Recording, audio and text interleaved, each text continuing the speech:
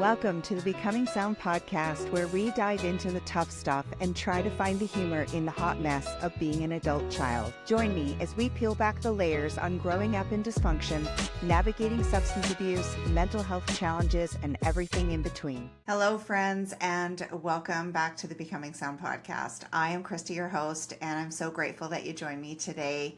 If you're new here, thanks for joining me. Please stick around till the end. This conversation is full of so many takeaways. If it resonates with you, please share it with a friend. Give us a follow, a review, a rating. I would absolutely love that. It really helps to move the podcast along. So today my guest is Evan Whitehead, and he is a father, an international education thought leader. He's a mindset and accountability coach, a leadership coach. He is a mindfulness practitioner.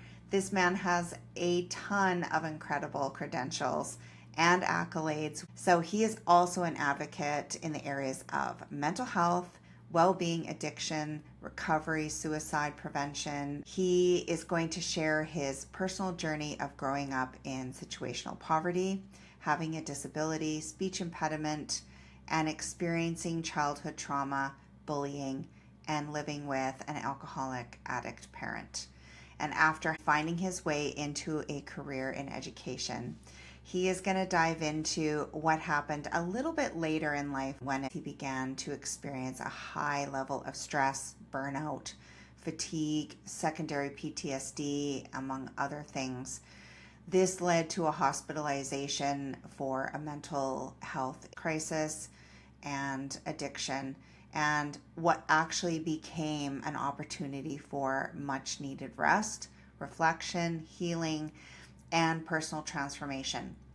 And this is where he created and came up with his 3Bs, which we are going to dive into because it speaks so much into burnout and what we can do about it. So stick around to the end, and let's get started with Evan. Thanks so much for joining me, Evan. How are you doing today? I'm doing well. How are you, Krista? I'm good. Thank you for asking. Okay, you have a great story and it's so multifaceted, but I really wanted you to take us back to kind of the beginning, a little bit of your early life and the environment that shaped you. Sure.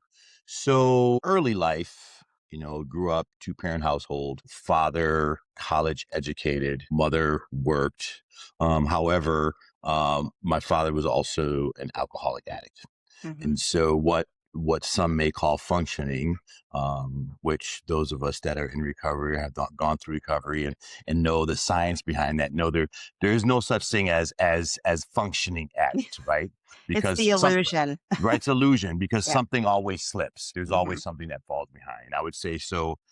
For the majority of my life, he has been in and out of sobriety and being clean. And so he's 74 right now and still, battles, addiction Mm-hmm. as well with other health complications. So for me, I would say probably a more like bonding and attachment style of safe and dangerous, right? Mm-hmm. Because it would depend on how he is, because as many of us know, a lot of the things that are also come with addiction and substance use are emotional dysregulation. And depending on mood, if you are using your drug of choice, or if you're not able to get your drug of choice, or either you're coming down or hangover, right? It's always depending. Um, I will say though, my father was also very loving, and he showed up to a lot of events and was present. I mean, always came to like parent teacher conferences, was active in terms of me in my early education years. He coached me in sports and trained me. So so growing up, you see and you experience what you do. So you begin to normalize that, right? Yeah. And There's an I didn't, element of a confusion, right? extreme Like, confusion, yeah. extreme confusion Yeah. And not many because, people actually, sorry, no, you're something fine. you've said, um, so many of us grow up with alcoholic parents. I had an alcoholic dad too. Yep. But when we start talking about that kind of stuff, or we hear people talking about it, that element of there was love in my life and love Yeah. in my home Yeah. doesn't get talked about a lot. No. No. we tend to push it aside. And so I just want to thank you for saying that because I felt the same way, right? And Yeah, not yeah. everyone talks about there's good and bad in the same plate. And that's where the confusion comes Yeah. in. Well, because it's a disease, right? It's a sickness. Yeah. So it's not as if a person is intentionally trying Yeah. to do things. When if they don't get help when they're not healthy, right? The way they present can appear a Hmm. certain way, but it doesn't mean that there was malintent behind Right. any of that. And so, I give my father a lot of credit because he also taught me how to father and be a parent and be present in certain areas, Hmm. right? Which I was able to translate into my own children, a lot of things. So I think showing up, being there, being present, pushing through, regardless of what Hmm. he may have been doing in his private life. Um, there's some confusion, but also an understanding of the human element, right? And human beings. We're very complex, and Hmm. things are not always as black and white as people would like to make them. And I challenge anyone out there listening, or anyone, to allow someone to enter their world and their personal life and their upbringing and show me that there is Yeah. no complexity in Yeah. their lives, or the people in their family, and that's Yeah. just part of the human experience. So, Yeah. with that being said, Hmm. um, having him in my life was important because he also was an early childhood education major in college. So there were a lot of Okay. skills that he had that he brought to me, and I was kind of his case study in an experiment in terms of education opportunities, advocacy, for my education, understanding what that meant for me to be a young Black boy growing up in a predominantly white community, Hmm. how it was important for him to make sure that he was present, stepping up for me, because, a lot of folks don't have that in their lives, and especially navigating the education system, right? That's something that's very complex. And we can talk about that maybe at another time, but like, you know, understanding how an education system works is Hmm. another skill that has to either be taught or it's through life experiences. So understanding how that works, advocating for your child, what that means, you really have to either have the lived experience or have the background to do that. And he did that for me. I also was a person that had special education because I received speech services, speech and language services, because Hmm. of obviously, ways in which I spoke, and some expressive language and those type of things as well. So, really a lot of things were complex, in my life and growing up, Hmm. seeing that.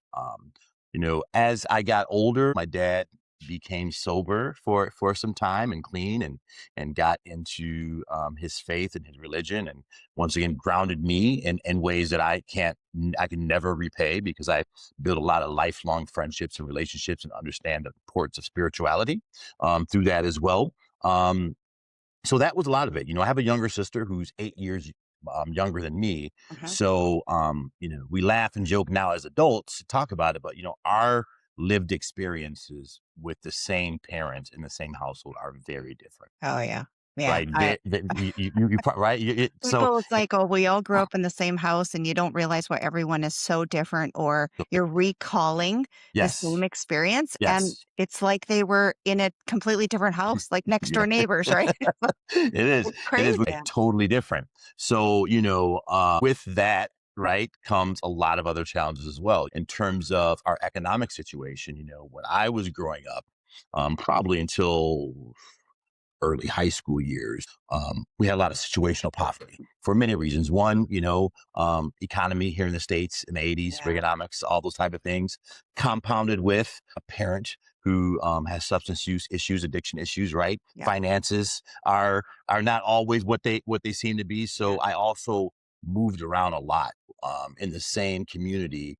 I attended 5 different schools because we Hmm. changed places we live, like apartments, because either we were getting evicted or on the verge of being evicted, right? So a lot of transition. But as I got older, right, and I entered high school, financially, my dad's situation changed, right? He had been clean, sober, was working a great job. So we had more of a middle class upbringing, but that's on the tail end of me Yeah. as a teenager. But that was my sister's experience, with Right. with my family. So as I talk, oftentimes I talk about growing up in situational poverty, and people, kind of look at that and wonder why. Well, there are elements, right, that are Yeah. involved in that, regardless of education, background, et cetera, that play into that way as well. So the one thing that I always was really, really good at and connected with was athletics and sports. Uh-huh. I didn't know then, but my dad had another like insight about what was going on. As a person now who was diagnosed late in life as adult with ADHD, right?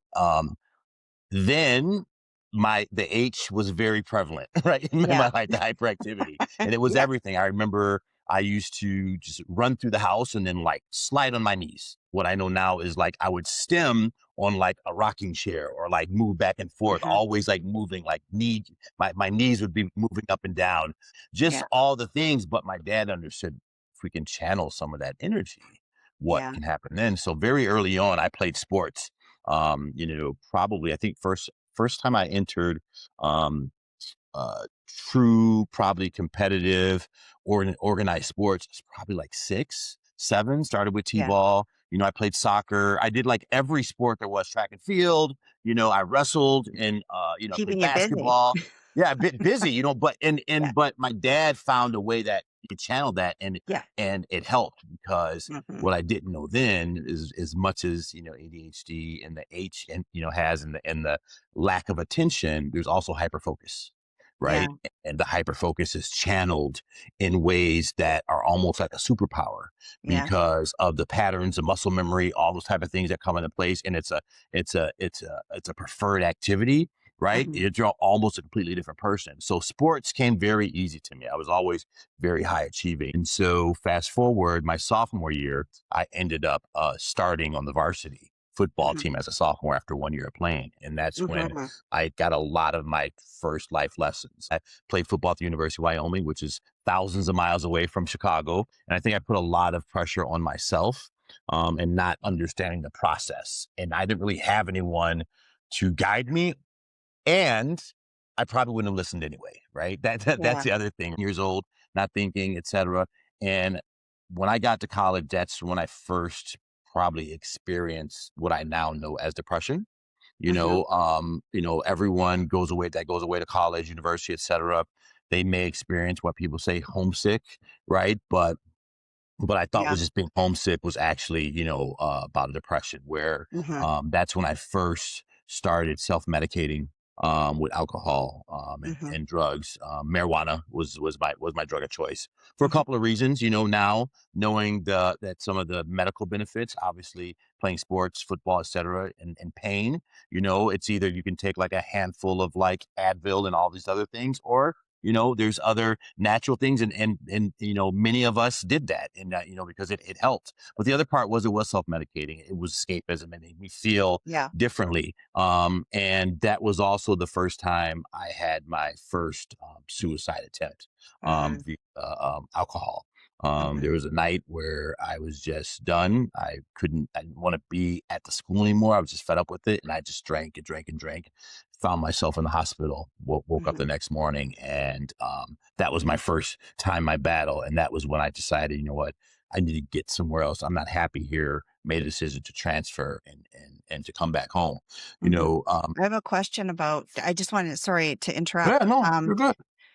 Was that one of the points where, or when did you really feel like I have to hold it all together? Like, was that in when you Yeah, entered college and that kind of yeah, area? yeah. I think Yeah. so. I think that's when a lot of like I started to really feel the pressure of the expectations of others, Hmm. right? And like I thought maybe I may be able to do other things and really believed and start caring what other people thought, right? And trying to Right. hold everything together.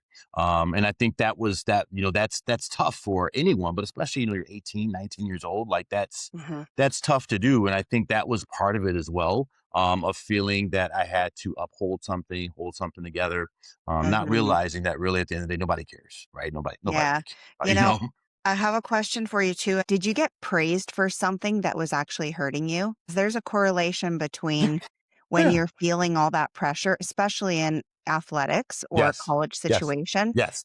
and Yeah. you're getting praised for something that's actually Yeah. contributing to the problem. Oh, 100%. So like, I say that all the time that, the same skill set and personality traits that are seen as skills that are conducive to be successful in sports, specifically like combat sports, like contact, like hockey, Yeah. football, right? Rugby. Think about that, right? The traits that you need to be successful Yeah. are outside of that that environment. Those aren't necessarily traits you want to have to for successful relationships, for Right. navigating right things, for learning how to communicate and talk about your emotions, right? Like Yeah. that's not, you don't want those, because typically what happens is, for many, once they no longer have that outlet, right, you see where their life goes sometimes, because they don't have that ability to use those skills or channel Right. it anymore. And, also the other part is, remember, when people haven't told you no before, Mm, that's like another, like you become conditioned. And that's when boundaries no longer apply to you. yeah. It's, you're praised for all these things. And then people, look past Hmm. certain indiscretions or things of that nature because of what you can do, right, Yeah. for a limited period of time. What happens if you've been doing this since you're 7 years old, and then you no longer are doing it, and you're in your late 20s or 30s, 40s, Hmm. 50s? When did you get a chance to learn these skills? When did you get a chance to go through things and navigate life, and really figure it out, to try to work with other folks, be with other folks, etc., and really go through things if no one's ever told you no? One's ever Yeah. held you accountable, right? And that Yeah. people I look the think other that's way. why balance is such a complex thing. It It sounds so is. easy. Oh, I want to have balance in my life. But when you piece it apart like Yeah. that and all the different layers on top of it, especially like you said before in sports, when you're honing all of that, maybe aggression or that ability Yes. to express yourself into that sport, but it doesn't really apply for you to use that same aggression in No. in resolving some sort of No. conflict. No. You can see where people start to push stuff down and they start to build up all of these coping mechanisms that are totally unhealthy. Yeah. No. No. So No. I want to ask you, what did success look like for you versus what was happening inside of you? What did you feel was brewing? Uh, I realized once I got to a certain point of even playing sports, athletics, et cetera, that I wasn't happy doing that. That wasn't me. I was trying to be a person that I really wasn't. Like, Uh-huh. I am an intellectual, right? I'm a person that has feelings, emotions. I just happen to be good at something, right? And Yeah. that's different, and so I was fighting my true self, right? Versus Okay. what I had presented, and how I had been identified by so many people around me because of what I could do, but that wasn't me. So after I came home and played for a little while in junior college, and I just didn't have love anymore. I didn't want to do that. I didn't want to, Uh-huh. do all the things. And so I just was like, you know what? I'm going to be myself, express myself, etc., and try to find out who I am. So really Okay. some soul searching, and kind of navigating life, still taking college classes and coursework, but figuring out who is Evan without like athletics, right? Yeah. Who am I, and how do I feel comfortable doing so? And that kind of just took me on a journey of just like self-reflection, self-discovery, meeting a new circle of people that didn't know me as an athlete, which was great. Even my now ex-wife, who we were together for almost 30 years, she never knew me as an athlete when I met her. My children never knew me as that part of dad, and Mhm. I think that it's interesting because now in my age, I have such a diverse group of friends from Yeah. relationships that know me from different parts of my Yeah. life. But I think finding kind of who I am was like, oh, okay, I got it, which was great, Krista, but also other things start rearing their ugly head, because Yeah. now, as I'm doing that, it's the whole comparing myself to other people that I Mhm. always had when I was younger, and trying to like care about what people think and people pleasing, right? Because I'm a recovering people pleaser, Oh you know, yeah, me like too. many, right? Like many, and that's part of growing up, right? Trying to make sure everything's okay, Yeah. don't want any problems. But I saw my peers passing me up, finishing university, moving Yeah. forward, getting degrees, professions, and I had nothing. And I started Mm, feeling like, okay, now what? And yeah. so the switch was I started working in education as a paraprofessional teacher assistant, and I found something for the first time in my life besides athletics that came natural to me, and that was working with Hmm. young. It was like I didn't have any formal training, but I think a lot of it was because I saw a lot of me in them. And I just kind of like got pushed and kind of in a certain way to say, hey, have you ever thought about going back to school to be a special education teacher? And that's what I did.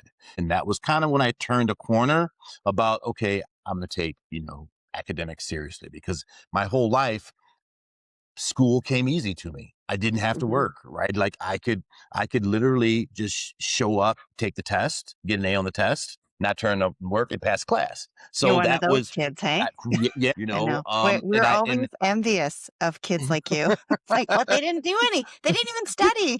didn't even study. No, didn't even study. I'm like, oh, Yeah, I figured out. So, exactly. but when I went back to college as a non-traditional student, I started to realize, oh, I can do this school thing, and I did it, and I loved it, and I was thriving in it because I'm a nerd. I'm a self-proclaimed nerd. Like that, I liked learning, but Hmm. I was also playing the game of catch up, right? I was Yeah. also trying to fast track because I felt I needed to do something, not Hmm. realizing, at the time, like the only race that you're running is the one against yourself. Like, If we only had that nugget of wisdom earlier in mhm, life. It's yep. so true. So when did the burnout start happening for you? I would say probably the last year I was in college because I initially was double majoring. So I took 24 credit hours in one semester, Yeah. which is essentially a year and a semester, right? So Highly now I'm pushed. overachieving. Right, right. Well, and then so I'm doing it, and then like, I finished, graduated, and I was like, "Hey, time to get a job," and I was like, "Okay, let's do the things," and then I think I jumped on the hamster wheel about kind of Mhm. what's next. And it was okay, we got to do it. Wife, we got married, then say, okay, time to start a family, right? And then once again, like all my peers had already done that, right? Buying a home and all those type of things. I'm like, what do Mm, I got to do to do so? And I think it started because my wife at the time said her dream was always to be a stay-at-home mom, right? And a homemaker and mhm, take care of kids. I thought there's nothing more noble in the world to do it. And it's the mhm. hardest job in the world, right? Yeah. And so we did it, but I'm a teacher. I don't make a lot of money. And Mhm. that was like I said, it's gonna be tough. We're gonna struggle. I'll do what I have to do. I think that's when it started, right? Finding like taking on other extra duty, and at the Yeah. school and like and overseeing other programs to get a stipend, and I will say this, I want to just make this clear. I do not in any way blame, my ex-wife and I love my children and all the things that I did Mhm. because I chose to do that. Yeah. However, it was how I did it and what Yeah. I wasn't doing to take care of myself that was on me to be able to sustain and have a positive life. And so I just kept on that track. I think it started like that. I started moving up in the school district I was in, getting other opportunities, and then I went back to get my master's degree while I was working full time. And then we also had my son who came along 2 years after my daughter. So now there's four of us, one income, right, and all the things are Yeah. going, and then it just kept going. And also, for those of us that, what I call in the helping professions, human services, right? Yeah. Whether you're a first responder, healthcare, whatever it may be, like education, social work, our like culture and work environment is built upon the folks knowing that we want to help people. Yeah. So it's always asking, but there's a little bit of emotional manipulation and a little Yeah. bit of guilt that plays into that as Mhm. well, knowing that we're probably going to take on more than we probably should. right? You need us to Yeah. take another shift. We'll I pick up think the another shift. workload too, like when you Yep. talk about that, the caring part, but also the workload, Yep. like Yep. everybody knows. And if you don't, you should, but teachers, social workers, that type of, they take Yep. their work home. This isn't a day Yes. that ends at Yep. 5 o'clock or Yes. 4 when the Yep. kids leave. Yep. So if you're an overachiever or a high functioning, like people pleasing, Yep. this is your avenue, but it's also like one of the worst Work. situations to be in, It is. It is. right? And what happens is those of us that do that type of work, right? Yeah. We know better. And the profession that we're in knows better. But Yeah. what do? They perpetuate and create this ecosystem Yeah. in those professions that continues to go through and is cycle through people. Mhm. And we don't take care of ourselves, and they don't set up systems that are really there to help folks that are more Mhm. susceptible to Yeah. burnout, right? Because And of we're things like attracted to those yes, types of jobs. We're yes, attracted to helping. yep, When yep. you go through trauma or you have adversity in your life when Mhm. you're younger, a lot of times that just comes out in your heart. You It just does. want to be there for other people. Yep. You want to help. And that natural people pleasing and over functioning and all of those coping mechanisms that help you, we're attracted to those kind of jobs, right? We are, Yeah. like fixers, Yeah. Or helpers, fixers. right? Healers, right? Like all of Yeah. those type of things we're attracted. So what happens is there becomes this culture, I call it, of martyrdom that Hmm. exists in Yeah. those Yeah. professions, right? And what happens is we feed it. We feed the ecosystem like what you were talking about. Yeah. And then it just allows that to happen. And Mm. people aren't looking out for the individual. And a lot of and I don't believe there's malintent. I don't believe there are leaders in those fields that are saying, well, we're going to take advantage of these people. We're going to, No, like of course not. because right because they are the same people as They're the well, same right? people. They just Th- worked themselves they just up, work and now themselves they up. look like the bad guy, and Yes. everyone else looks like they're just trying Yep. to survive, Good. when in Yep. reality, the whole ecosystem has been a creation Yes. of people who've come together that just want to help. They just And want to help. it's, yeah, exactly like you said. And Yep. it's really unfortunate because those are the jobs that we really need connection Yeah. and compassion Yep. and I think the fact that we're talking about this now is so important because a lot of the language and the wording and the communication around this hasn't been present up until the last probably 5 8 Yes. years maybe, Yes. and Yep. before that it was, just suck it up and go do That's what you're true. supposed to do, Yep. You do what right? you're supposed to do. And And that contributes to this, to exactly what you do in yep. your career now, which is incredible. And I want to talk about that.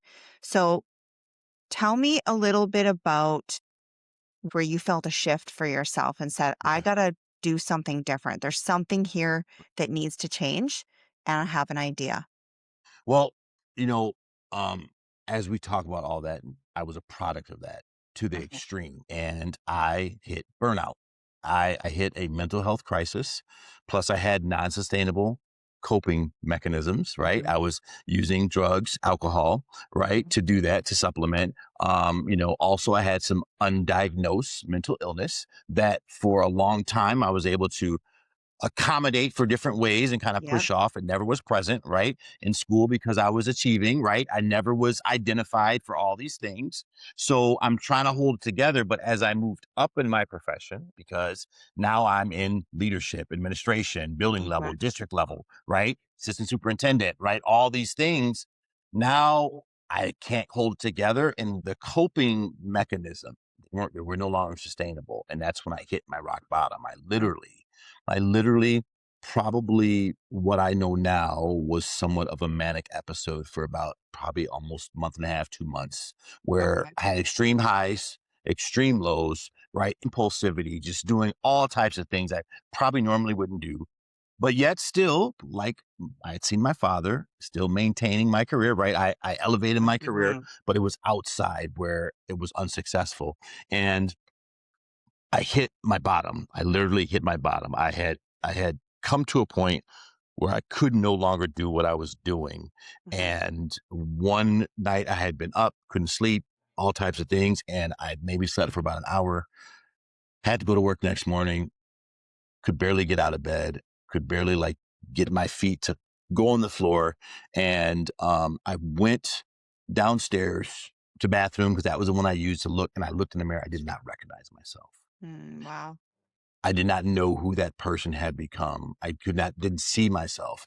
And mind you, this time I had, once again, we moved into a bigger house. About a month ago, I just bought my wife a new car, right? All these things, I just got a promotion. All these things are going great, but I just felt empty inside. I couldn't Yeah. go anymore. This is when my spirituality, my faith had kicked in, and I hadn't consciously prayed or spoke to my higher power in decades. And I looked in the mirror and I just started crying, like the tears were rolling down my face because of what and then I just prayed. I said, at this point, I'm tired of trying to live a double life. I can't keep it up. And I said, if you just take this away from me, I don't care who finds out. I don't care who knows. I'm not gonna be embarrassed anymore about it. Please just deliver me from this so I Yeah. can be different. I said, I promise I will change and I will make sure that I'm doing something for good. And I went to work that day, drove. I couldn't remember going to work. It was a fog, got there. I was supposed to do a presentation because I was coming back. All the teachers were coming back for the school year. And I got in my office. I was there really early and I just closed the door and I was crying. I couldn't stop crying. Couldn't stop crying. I was saying I'm a bad person. I'm not all the things, right? My supervisor came in at the time and said, what's wrong? And I just kept saying, I'm a bad person. I'm horrible. I don't need to be here. I don't want to be here. I just kept crying and crying. Had to do this talk. And I was like, she's like, "Were you going to do it?" I said, "Yeah, I'll do it." I don't remember a word that I said, Yeah. but everyone said it was great. I did a great job. Didn't remember. That day, I ended up going to my doctor, my primary care physician, and she asked what's wrong, told her, and she said, you need to go get, some help, some assistance. You want to go to the ER? I said, no. My wife came, picked me up, got in the car. She's like, what is wrong with you? And I said, I'm an addict. I need help. And that was August 13th, 2019. And I had surrendered. I went to my first Narcotics Anonymous meeting that day. Okay. And I've been clean and sober ever since. However, the journey that got me to sustainable recovery was when I eventually was hospitalized for in a dual diagnosis program for substance use disorder and for mental illness. Mhm. And that is when the true work and breakthrough came through, because Krista is hard and challenging that you may think and other people may think. That was my darkest moment, having to walk into a hospital program, right? And check Right. myself in and do all the things, right? But it was the first time that I was in a long time that I was actually able to pause and breathe and rest my Mhm. brain, my body, right? All the things. And It's like what as I was surrender feels like. yeah, right? And Yeah. just finally let go. I was like, "Oh my gosh," right? I didn't have to, like, keep all this in, like, all the guilt, Yeah. all the shame, and when I was going through program and I was learning things about myself and learning skills and all the different, like, group therapy, individual, all the things, there were these 3 themes that kept ringing out every time we did something, and it was balance kept coming up, and it Mhm. was the theme boundaries, and then breaks and, like, pausing and self-care. And one day, I was there and I was going through the day in treatment, and I'm like, just like it just came to me like balance, boundaries, and breaks. Just kept becoming my head, balance, boundaries, and breaks.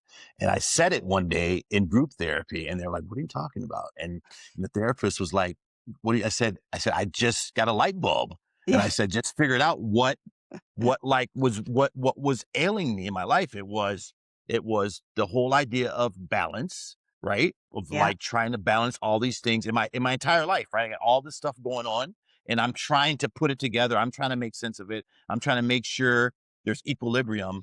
And I Yeah. was like, I said I never had balance. Like I'm chasing it. Everyone says work-life balance. But you know what? I realized that doesn't exist. There's no No. such thing. What people equate balance into equal, but that's not Yeah. true Yeah. because life ebbs and flows all Yeah. the time. And so I started to change the way I looked at balance Hmm. and to looking at it in the lens of equity, in terms of the time, energy, and effort that you Hmm. give to people, projects, activities that, one, deserve it when they need it, but also that will reciprocate to you as well. Hmm. And so that was the one thing. The next one was the boundaries, right? Recovering people pleaser. Can't say no, right? I realized, because I was great about other people's boundaries, right? Yeah. Walking on eggshells, Well, yeah, not want to because hurt you're a anybody's, people right? pleaser, so you're really Right? respectful. Right? But Yeah. for me, I couldn't say no, right? Yeah. Someone needs something, I'm there. I'm dropping everything. I'm at work, the culture of what I was in profession. Oh, you need someone to stay after school? Great. You need someone to watch the students? Great. You need Hmm. someone to be the sponsor of this club? Great. Right? I'm doing all the things. Plus, I'm trying to prove myself, because that's the one thing. You prove yourself early, right? Hopefully it'll, right? So, but I didn't say no. And that Hmm. was to work. It was to, relationships. I was always given to everybody else, but I wasn't getting it back consistently Yeah. all the time. And so I'm like, I don't have any boundaries. It hit me like, wait a minute, Evan, you don't have any boundaries. And so that was like, wow.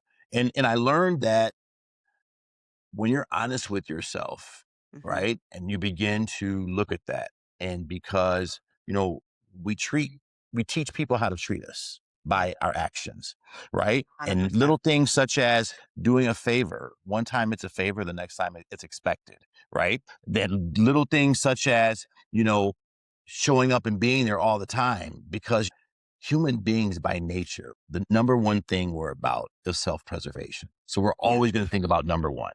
Yeah. And so people, even if there's no malintent, they can drain you if you allow them to do so, Hmm. right? And they will guilt, shame, emotionally manipulate, emotionally hijack, right? You hold you hostage, right? In ways that you would never even think. And this is everybody.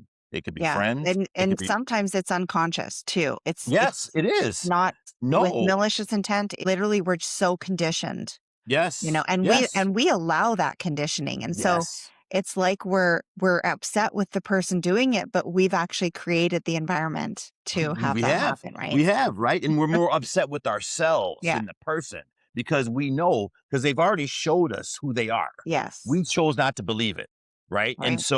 so with the boundaries, it was like the simplest word, two letters, Hmm. no, changes everything. When you say no, you will see people for exactly who they are. Yeah. They will show you with their actions. Hmm. And I believe, not people say, oh, well, you said this, but you did this. So, like, making sure your actions match your words. But what about making sure your words match your actions of people? Yeah. Because you're always going to lead with actions. As human beings, we're always going to show you and do Right. before we say. So people always worried about, well, they said this, but this, what about paying attention to their actions first? And Yeah. did their words match the actions that they showed you? And that's the thing with the boundaries. It's like, you say no, see how they react, see Hmm. how they respond, right? See if they're still there for you, and still the same way they were when you tell them no. Then they show themselves and reveal it, and then Yeah. allow that to happen. And the last one was the breaks.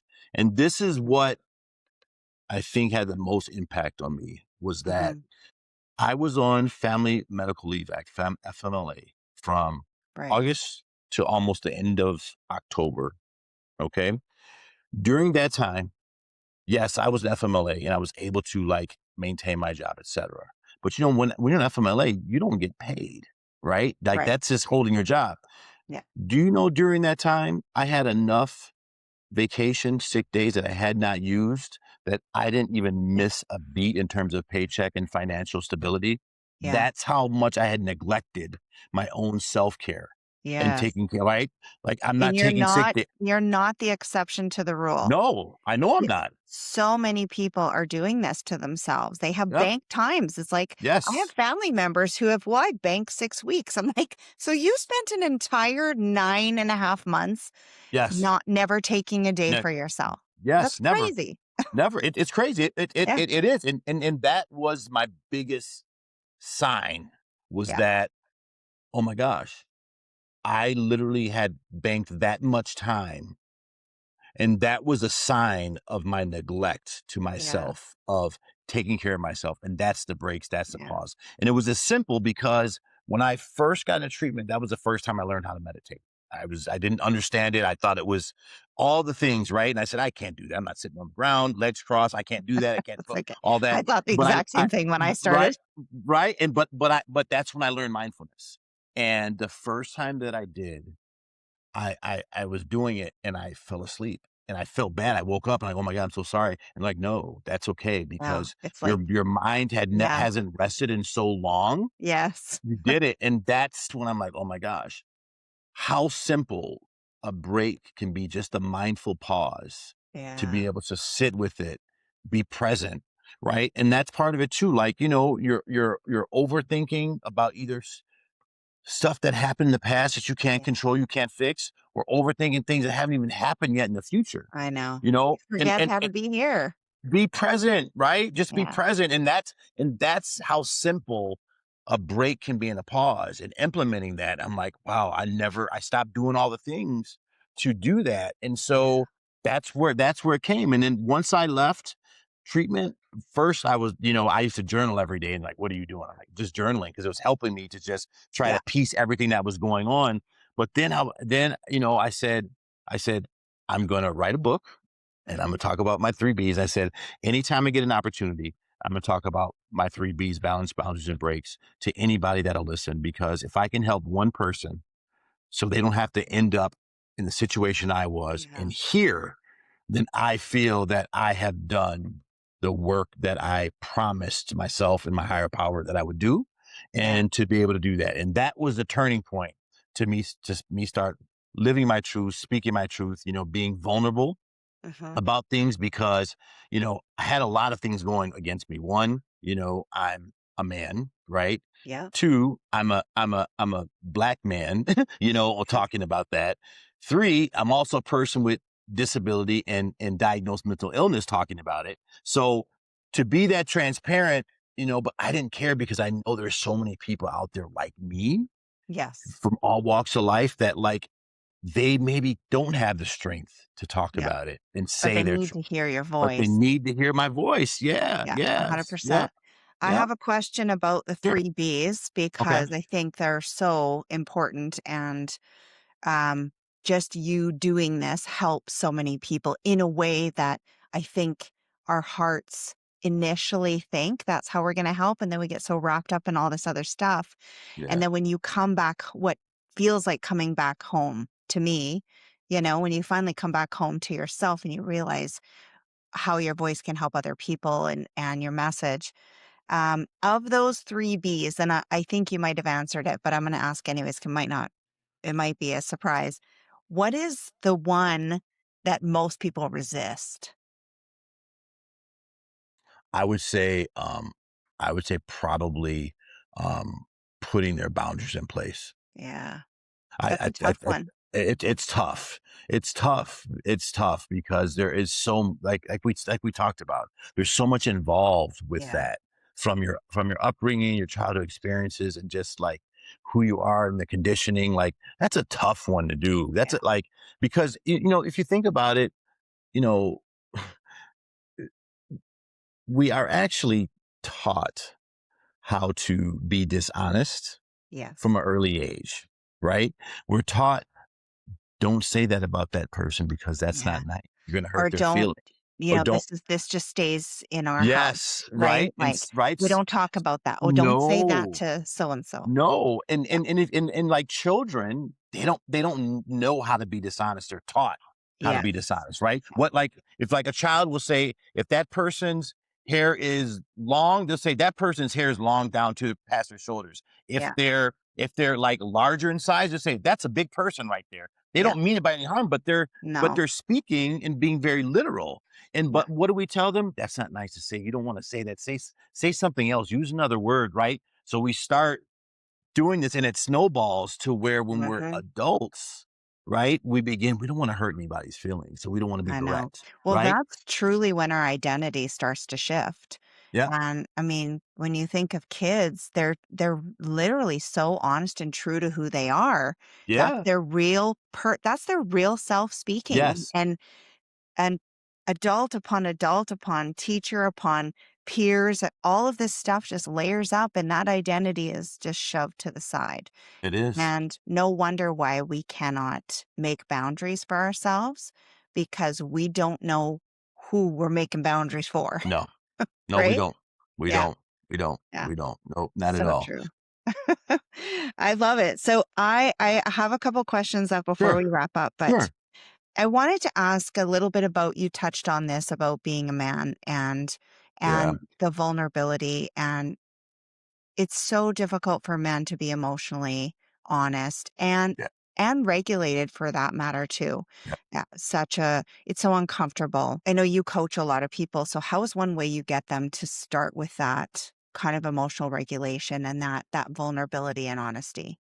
Well, I actually start everything with the self, right? Like you have to have the self-awareness to understand where your strengths, your challenges are, your blind spots, to understand like what it is, what's the source, what's the antecedent and why in terms of like emotional regulation. And then being able to build the language Mhm. around feelings, right? Because that's another part.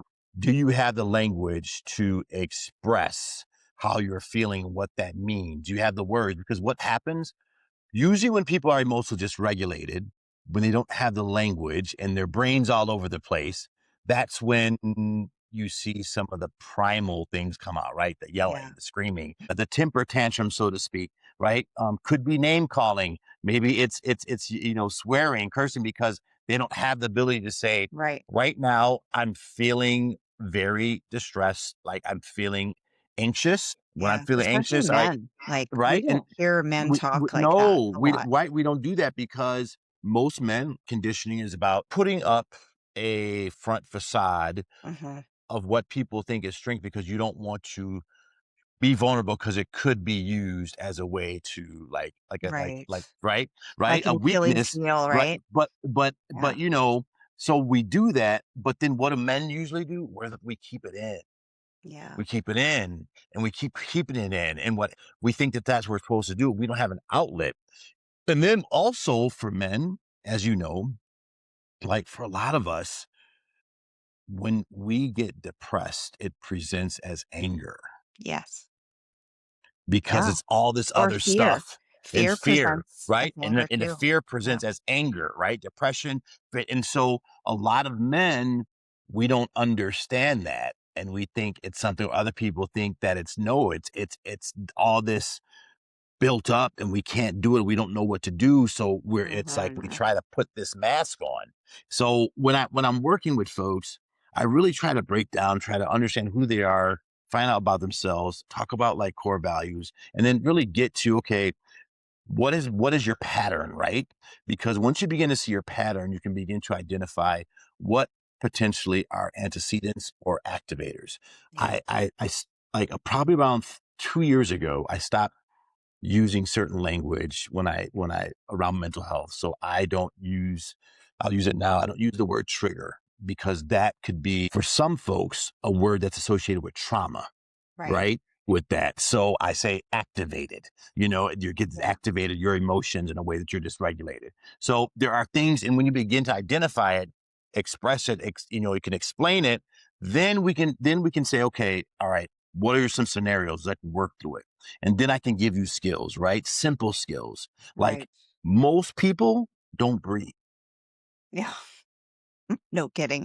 The number one thing that keeps us from Yes, keeling over living. Right. is we forget to do it in an intentional way because we Yes. don't think about it. Yeah. We don't. We don't, and we forget about breathing. How much breathing can ground you, can regulate you when your Mhm. nervous system is all out of whack.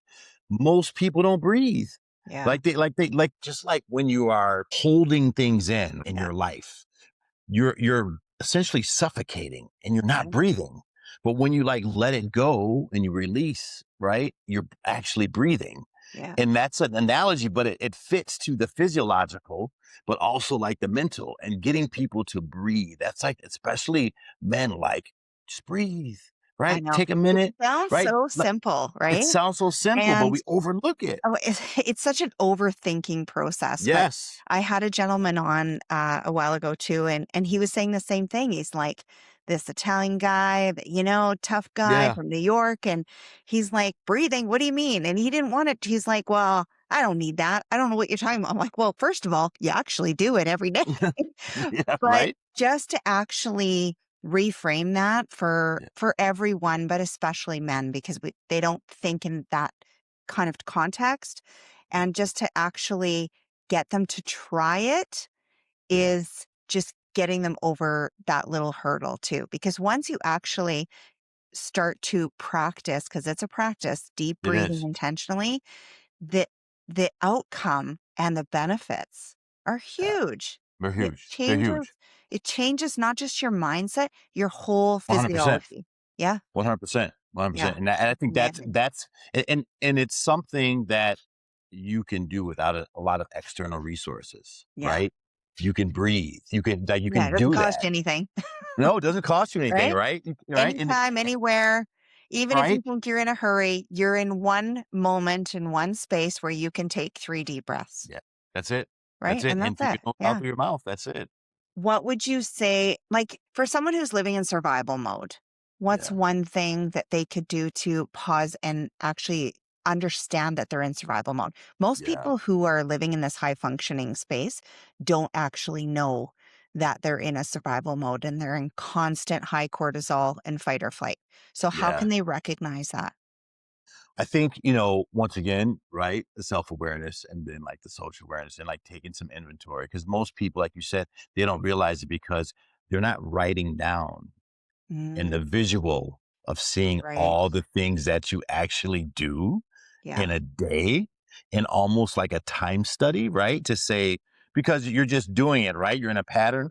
But Yeah. if you think about all the activities that you try to squeeze in, that people try to squeeze in during the day, right? And in Western culture, we're so guilty of it.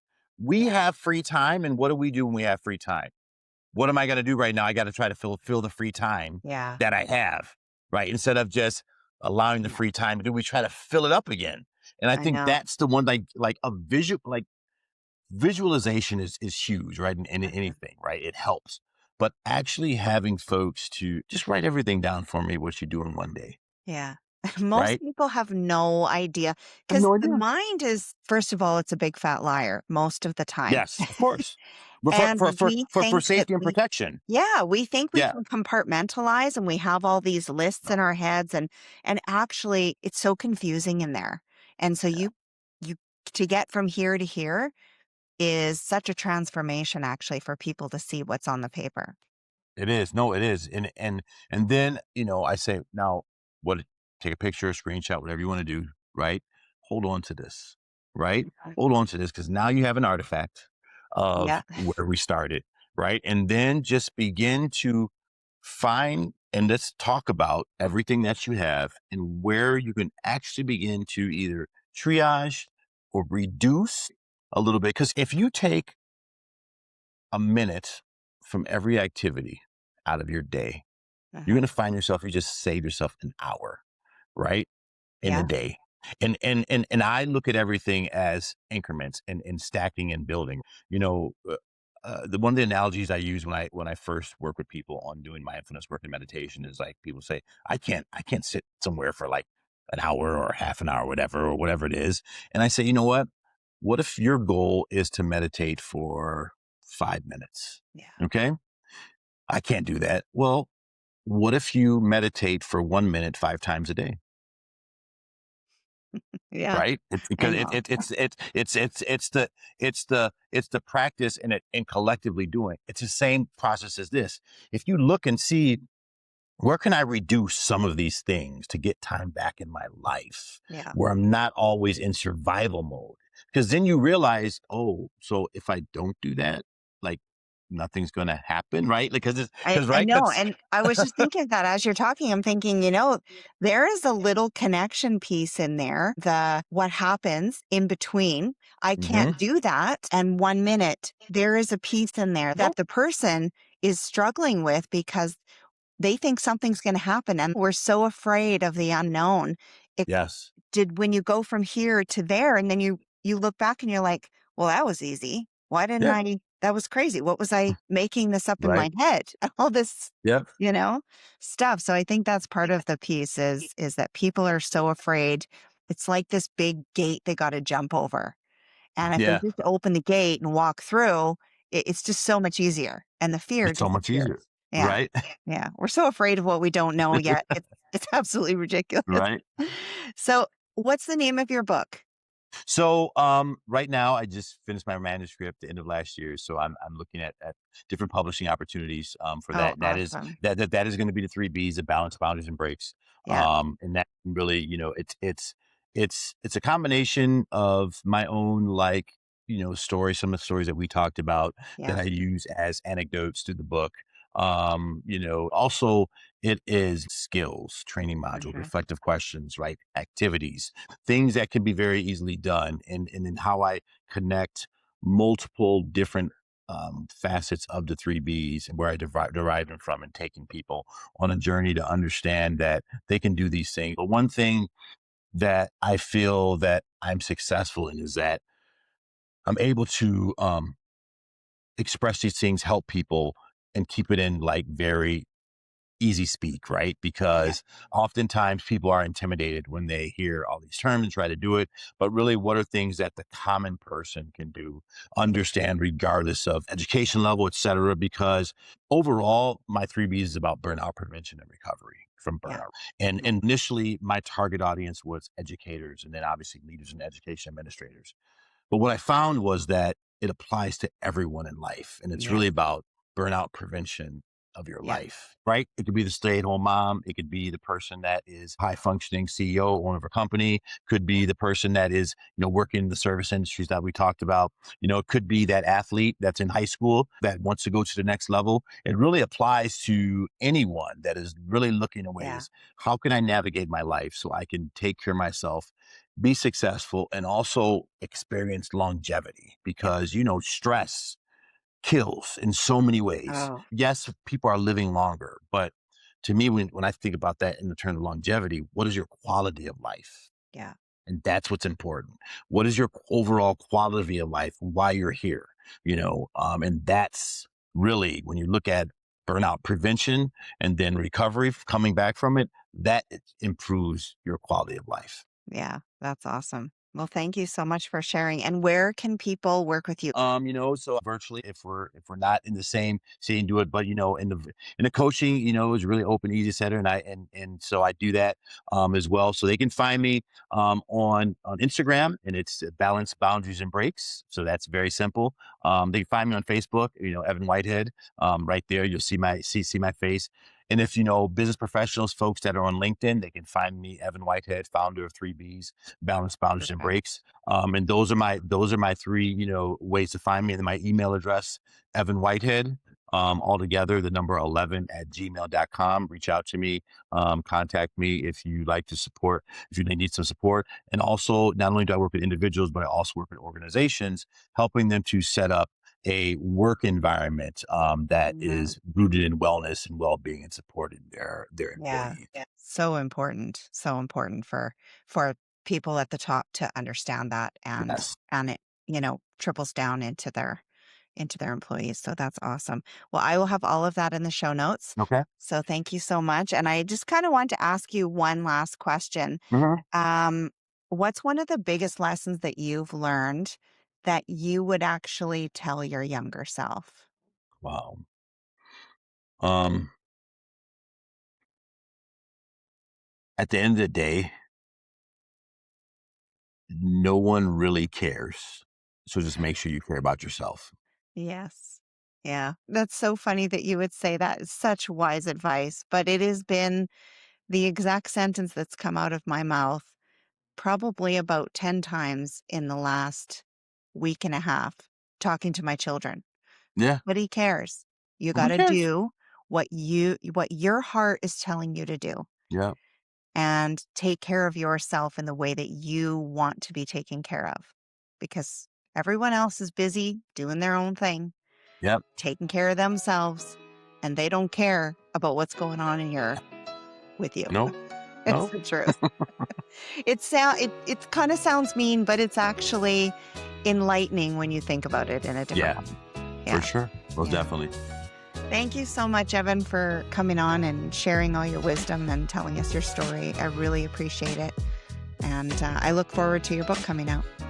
Thanks a lot. I appreciate it. Peace and blessings. Thank you.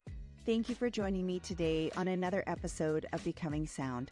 If this episode resonated with you in some way, please share it with someone you care about. And don't forget to hit the subscribe button. It helps to get this information out to more people who may need it. If you have a sec, I would love a follow on Apple Podcasts and Spotify. While you're there, hit the 5-star rating and give me a review.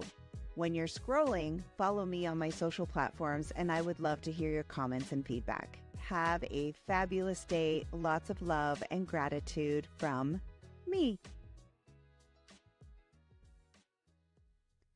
Please note, the views, information, and opinions expressed during the Becoming Sound podcast series are solely those of the individuals involved. The content of this podcast is to educate, inform, and for entertainment purposes only. This podcast series and the content presented does not constitute for medical or other professional advice or services. If you are in crisis or in need of help, please contact your medical or professional provider.